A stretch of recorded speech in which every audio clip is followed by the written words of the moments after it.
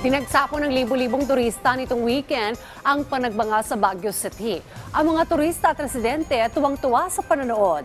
Ano pa kaya mga aktibidad ang naghihintay para sa mga akyat sa City of Pines? Alamin natin mula kay Glory Balega ng PTV Cordillera Live. Glory! Dayan, super satisfied at sulit ang efforts ng mga turista at mga residente para lamang live na makapanood sa mga highlights ng Baguio Flower Festival o panagbanga nitong weekend dito sa Baguio City. Dinagsa ng libu-libong manonood ang Session Road, Harrison Road at Melvin Jones Football Ground. Dito pumarada ang mga participants ng Grand Street Dance Parade at Grand Float Parade. Tampok sa Grand Street Dance Parade ang flower field performances ng 6 na elementary schools para sa drum and lyre competition. Ang veteranong participant na Lukban Elementary School ang tinanghal na kampyon sa kauna-unahang pagkakataon. Nakakabighani naman ang performances ng 7 participants sa festival dance category. Tinanghal na kampyon ang second-timer na participant na Tribu Rizal mula Kalinga Province. Ayon sa Baguio City Police Office, tinatayang aabot sa 16,000 ang mga nanood noong Sabado sa Grand Street Dance Parade. Tampok naman sa Grand Float Parade ang higit 30 na makukulay na mga floats. Ginawang palamuti at disenyo ang mga bulaklak mula Benguet Province gaya ng chrysanthemums, anthuriums, roses, liliums at iba pa. Mas agaw eksena pa ang mga float dahil ginamitan ito ng recycled materials. Iba-iba man ang tema ng floats na binigyang buhay sa pamamagitan ng mga intricate designs at captivating visuals.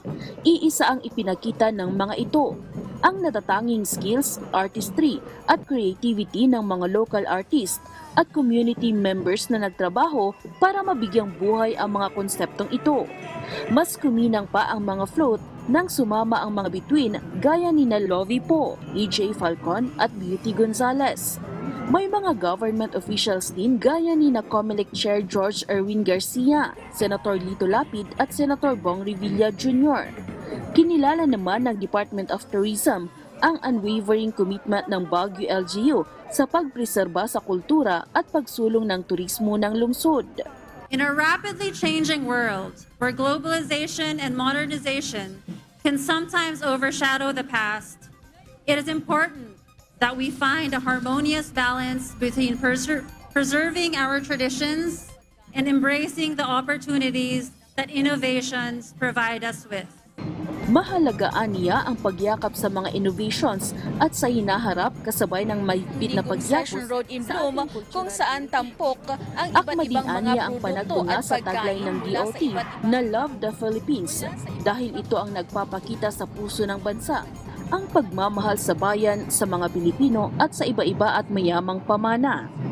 Your efforts Banses. serve as an inspiration to the entire nation, Glory Balegan, reminding us of the transformative power of cultural preservation and the limitless possibilities that lie within the tourism sector. Ayon naman kay Mayor Benjamin Magalong, nagsilbing beacon ng pag-asa, galak at inspirasyon ng mga residente at mga bisita ang panagbunga sa loob ng higit 2 dekada at naging simbolo ng pagsisikap ng Baguio na ipreserba ang mga tradisyon nito kasabay ng pagyakap sa pag-unlad at mga innovations. As we marvel at the ingenuity of our float designers and the dedication of our performers, let us reflect on the importance of stewardship. Let us dedicate ourselves to the cause of environmental sustainability, nurturing a future where our children and grandchildren can continue to revel in the beauty of the Panagbanga and all it represents. Aabot naman sa 32,000 ang nanood sa Grand Float Parade. Tapos na ang pinaka-inaabangang mga parada ng panagbunga, pero hindi pa nagtatapos ang month-long festival. May mga nakapila pa na mga aktibidad bago ang pagtatapos nito sa March 3, kung saan matutunghayan ang engranding aerial fireworks display. Ngayong araw kasi bubuksan ang isang linggong Session Road in Bloom kung saan tampok ang iba't ibang mga produkto at pagkain mula sa iba't ibang rehiyon ng bansa. Maititreat din ang mga Session Road goers sa mga isasagawang open-air concerts and performances. Para sa Morning Show ng Bayan, Glory Balegan, Rise and Shine, Pilipinas. Maraming salamat, Glory Balega ng PTV Cordillera.